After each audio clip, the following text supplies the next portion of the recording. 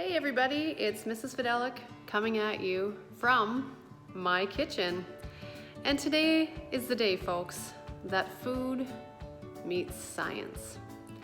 Today, you're going to follow me through my kitchen as we explore all of the chemical reactions that are happening as we make, dun dun dun, banana muffins. This recipe is bananas, B-A-N-A-N-A-S. Now I know what you're thinking. These are some ugly bananas. Nobody wants to eat a banana that looks like that. You know what? Hold your judgment. It's not their fault. They were just happily growing on a tree one day, just like this. No, they don't grow like this. They are not picked off in bunches hanging like this. I know I'm from the prairies and I didn't know any different either, but they were happily growing on a tree just like this one day. They were picked, they were green, and then something happened. Dun dun dun! You're right. It was a chemical reaction. What happened was there was a gas produced as these bananas started to ferment. The gas produced is called ethanol. Some scientists like to refer to this gas as E1510. But since we're not robots, we're not going to remember it that way. And we can also call this ethanol ethylene gas. It's a natural hormone, basically, responsible for the aging of fruit. So a lot of industrial places that sell fruit on large scale, they'll use ethylene gas to ripen the fruit all at once so that they can turn a profit and sell it. You are not going to normally eat a banana unless it's ripe. But usually once bananas get like this, they're good for one thing, and that's banana muffins or banana bread or something along those lines. So basically, a chemical reaction is responsible for your bananas looking like this.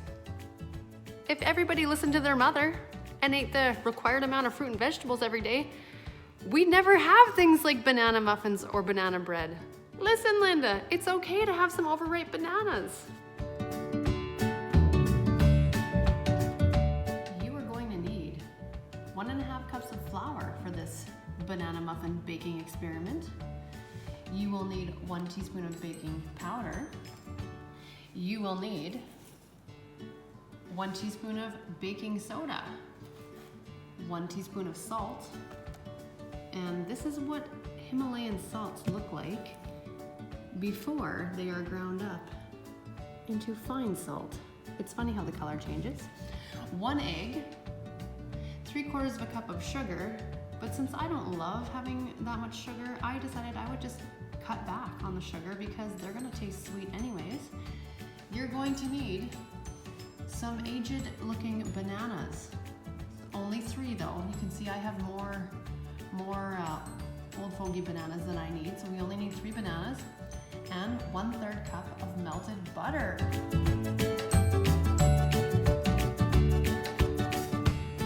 So what we're gonna do is we're gonna take these bananas from a solid form and we're gonna mash them up. This, folks, is a physical change because the mashing of the banana did not change the chemical identity. It's still a bunch of old bananas. In our smaller bowl, we're about to add here the egg, the sugar, and the melted butter. So you just go on, dump it all in. If you noticed, the butter used to be in a solid form. I melted it. We had a physical change there too, and our butter is now in liquid form with our mashed bananas, who also underwent a physical change. I'm then gonna add the sugar, which will melt in the liquid ingredients, causing another physical change. And lastly, I'm going to add my egg. And here's a little ditty for you about eggs. Cooking an egg is a set of chemical changes. Did you know that? Because chemical bonds are actually broken and new ones are made, resulting in the formation of brand new substances. And also, if you've ever boiled an egg and you peeled it, and you notice there's a green ring around the yolk, yeah, what's that? Yes, you have? Well, it turns out that the more you boil an egg, the more iron sulfide is made, causing the greenness of the egg.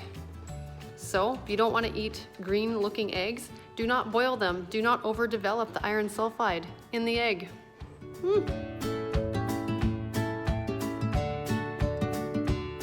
Now, eggs are not the only ingredient in my banana muffins that are going through a chemical change. Now, let's talk about salt. Doesn't matter what kind of salt it is. You add it to your muffins, it's gonna add some flavor, and it actually helps to strengthen the dough. But there's something else that happens. When water or a liquid is added to the recipe, it pulls the sodium and chloride particles apart, breaking the ionic bond that once held them together. And once that happens, the salt is dissolved. Now, by far, of all the chemical reactions happening in our banana muffins, baking soda is the most fun chemical reaction happening. Baking soda takes us back to the days of elementary school, where your teachers asked you to create a simple volcano using vinegar and acid and sodium bicarbonate. They probably added some food coloring, and you had a dandy little explosion, and you giggled like little schoolgirls, and it was amazing. Well, the same thing is happening in your muffins. So when you add the sodium bicarbonate and then you add a liquid in the form of some sort of acid like soured milk or sour cream or whatever acid it is that's in the recipe, it activates the baking soda. Once the baking soda is activated, you can hear, what's that? That's right. Carbon dioxide is released in our banana muffins, causing the batter to rise. The gluten stretches over the carbon dioxide and around, and it blows it up kind of like a balloon. The flour in our recipe is really the most important part of the recipe, because without flour, it would be equivalent to trying to build a house without 2x4s. Are you picking up what I'm laying down? There wouldn't be a house. So basically, when you add liquid to flour and you stir it, it develops two proteins. The proteins are glutenin and gliadin. What happens is you stir them, and it makes them stronger. That's why you don't want to overstir your quick breads, because it's going to make a really tough dough, and we don't want that to happen. What we want is just mix our dough until, our mixture until it is just wet. Then what happens is our beautiful baking soda and baking powder are going to go in there, releasing the carbon dioxide, and our gluten proteins and gliadin proteins, they're going to stretch around and make a nice big rounded muffin top, kind of like blowing up a balloon. So basically, I am going to be the carbon dioxide from the baking soda and baking powder, and this is going to be the flour mixture with gluten and gliadin in there. And what happens is, carbon dioxide releases. Oh, look at that, the dough's getting bigger. Then what happens? The timer goes off in the oven and the muffins are done. Now I know you're wondering, okay, so if baking soda and baking powder do the exact same thing, then why do we need both in a recipe?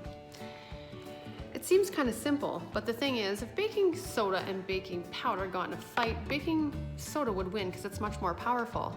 But then we've got baking powder, which is double acting. It reacts in the bowl, and then in the oven under heat, there's more carbon dioxide released. So having them tag team is much better than having them, just going solo based on what you're making. But for these banana muffins, it's perfect. Baking powder is simply sodium bicarbonate, baking soda, with some sort of acid already mixed in the bag, like cream of tartar, for example.